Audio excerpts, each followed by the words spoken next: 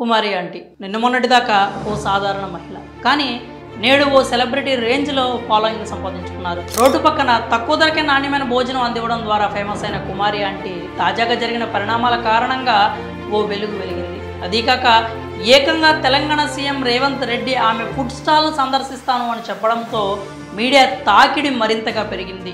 రోజు పదుల సంఖ్యలో కెమెరాలు ఆమెను వెంటాడుతూ ఉండేవి. ఇదంతా కాసేపు పక్కన పెడితే తాజాగా కుమారి ఆంటీకి చెందిన ఓ క్రేజీ న్యూస్ రెండు తెలుగు రాష్ట్రాలను షేక్ చేస్తోంది. అదేంటంటే ప్రముఖ ఓటీటీ సంస్థ అయిన నెట్ఫ్లిక్స్ దృష్టి కుమారి ఆంటీ మీద పడిందట. దీంతో ఆమెపై ఓ డాక్యుమెంటరీని ప్లాన్ చేస్తోందని సమాచారం. పూర్తి వివరాల్లోకి వెళ్తే కుమారి ఆంటీ ప్రస్తుతం ఓ చిన్నపాటి సెలబ్రిటీ. నిన్న మొన్నటిదాకా సోషల్ మీడియాలో ట్రెండింగ్లో ఉంది. రోడ్ సైడ్ సాధారణ ఫుడ్ స్టాల్ నడిపే కుమారి ఆంటీకి స్థానికంగా మంచి పేరుంది. తక్కువ ధరకే నాణ్యమైన భోజనం వడ్డించడంతో ఆమెకు కస్టమర్ల తాకిడి ఎక్కువగా ఉండేది. దీంతో అక్కడ ట్రాఫిక్ జామ్ అవుతుందని ఆమె స్టాల్ను మూసేయించారు పోలీసులు. ఇక ఈ వ్యవహారం సీఎం రేవంత్ దగ్గరికి వెళ్లడంతో ఆమెకు అండగా నిలబడమే కాకుండా కుమారి ఆంటీ స్టాల్ను సందర్శిస్తానని చెప్పడంతో గొడవ సద్దుమణిగింది. దీంతో ఆమెను ఇంటర్వ్యూలు చేయడం మొదలుపెట్టాయి పలు యూట్యూబ్ ఛానల్స్. ఒక్కసారిగా కుమారి ఆంటీ సోషల్ మీడియా స్టార్గా మారడమే కాకుండా ట్రెండింగ్లో కూడా వచ్చేసింది.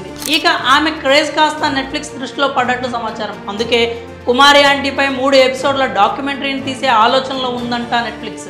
ఫేమ్ అనే పేరుతో ఆమె బాల్యం నుంచి స్టార్ట్ చేసి ఏపీ వదిలేసి హైదరాబాద్ రావడం, ఈ క్రమంలో ఆమె ఎదుర్కొన్న అవమానాలు, కష్ట నష్టాలను, ఎదుగుదలను ఈ 3 ఎపిసోడ్లలో చూపిస్తారట. ఇందుకోసం కుమారి ఆంటీ అనుమతి తప్పనిసరి. అయితే కళ్ళు చెదిరే రెమ్యునరేషన్ ఇస్తే ఎవరు కాదంటారు అంటూ కొందరు నెటిజన్స్ కామెంట్ చేస్తున్నారు. ఇక్కడ మరో ఇంట్రెస్టింగ్ న్యూస్ ఏంటంటే స్టోరీస్ బేస్ చేసుకుని ఎక్కువగా డాక్యుమెంటరీలు తీసే నెట్ఫ్లిక్స్ కుమారి ఆంటీ క్రేజ్కు ఫిదా కావడం గమనార్హం. అయితే ఇందుకు సంబంధించిన అధికారిక ప్రకటన అయితే ఇంకా రాలేదు. ఈ డాక్యుమెంటరీ కార్యరూపం దాల్చాలంటే మరికొంత సమయం పట్టేలా ఉంది.